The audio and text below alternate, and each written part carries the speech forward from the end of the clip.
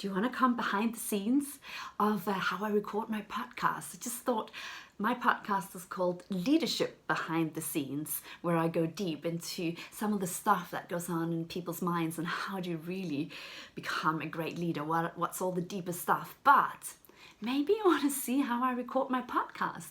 And it doesn't look like this, because right now I have a bright light.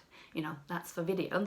I don't need that for podcast because there's no video for that. So I have my microphone, I have my laptop open because I record into some software on my Mac.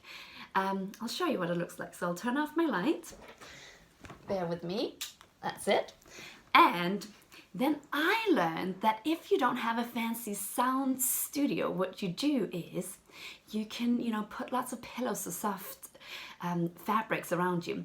And I also heard the easiest trick, and I'm all for what works. It doesn't have to be fancy. So what I do is I take a duvet and I put it over me and I create a little cave. I take my glasses off.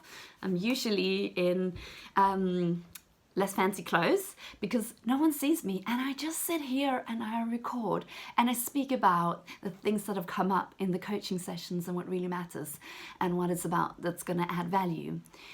And I love doing it like this because for me this is what leadership is about. This is about making a difference, and it's about how to have the biggest impact. It's not about it looking perfect or having that perfect sound studio.